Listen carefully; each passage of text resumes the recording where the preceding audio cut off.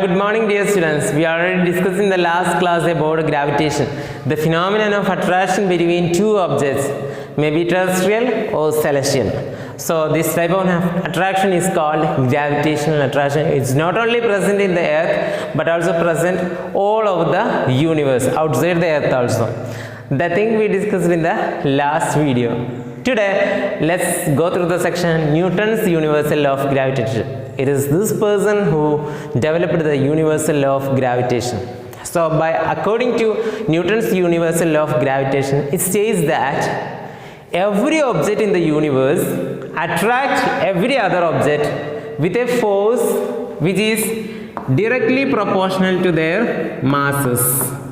There must be two objects, isn't it? Directly proportional to their masses and inversely proportional to their distance square. So let's go through this topic. What is this directly proportional?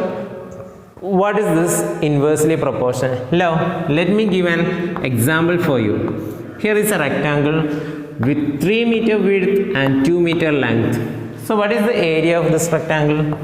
Area is equal to 2 into 3 is equal to 6 meters square, isn't it? Now let me increase the length of the rectangle.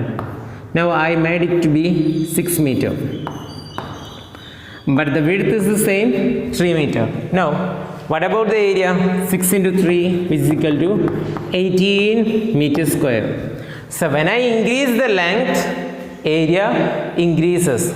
I can tell that area is proportional to length. If I increase length, area increases. So for denoting such quantity we can write directly proportional.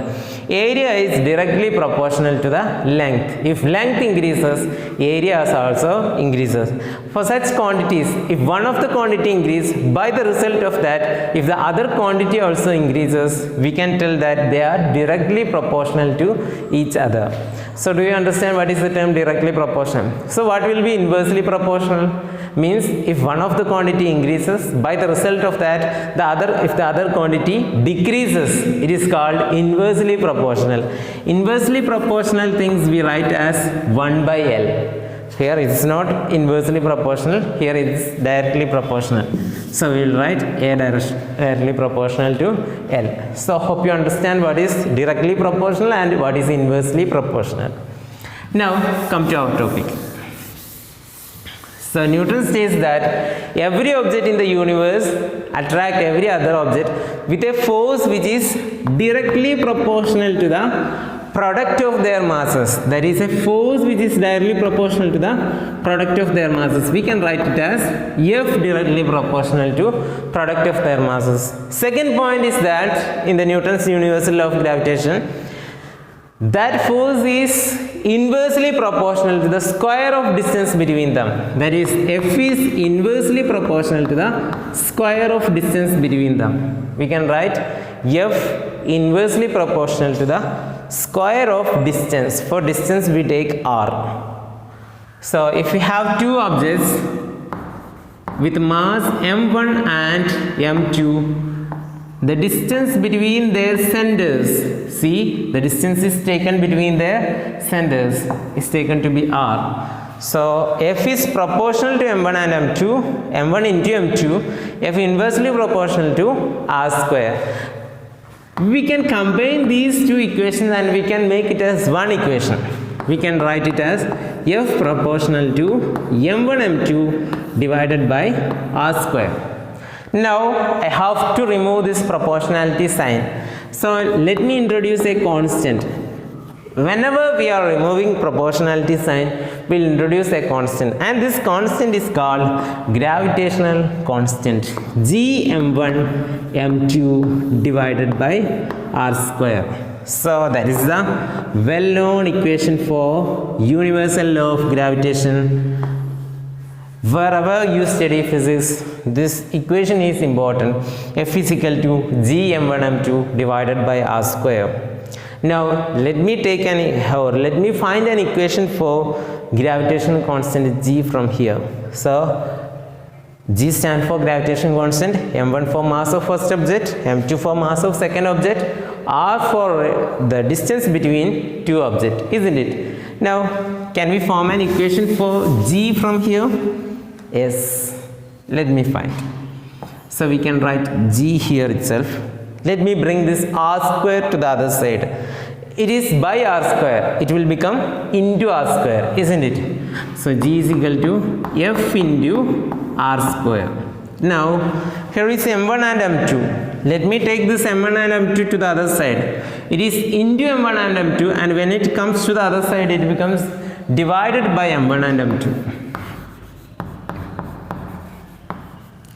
So this is the equation for gravitational constant G. In this equation, Newton done some experiments by taking two ideal masses m1 and m2, known masses m1 and m2, and the distance between them also is known. The force between them is calculated in the laboratory. By substituting that value, Newton found the value of gravitational constant G as 6.67 into 10 raised to minus 11. That is the value of gravitational constant G. And whenever we are writing some values, there will be a unit also, isn't it? So we have to get a unit for gravitational constant G. How to get the unit for value or unit of G? Unit of G is equal to unit of F into unit of R square divided by unit of M1 into unit of M2. By doing so, we will get the unit of G. So what is the unit of F? Unit of F, that is Newton, force. Unit of force is Newton. What is the unit of distance? Unit of distance is meter. If it is distance square, then it is meter square. So Newton meter square divided by, what is the unit of mass? M1 and M2, that is kilogram into kilogram. So it becomes Newton meter square per kilogram square. That is the unit of gravitational constant, universal gravitational constant G, Newton meter square per kilogram square. Kilogram into kilogram is kilogram square. That is the unit of gravitational constant G. Hope this section is clear for you. You can watch it 2 times as it's a new topic for you, and the derivation you have to study from universal law of statement of universal law of gravitation. We derive an equation for force, and then we derive an equation for G, and we derived the unit of gravitational constant G. That's all about the topic. Hope it's clear. Thank you for watching. Have a nice day.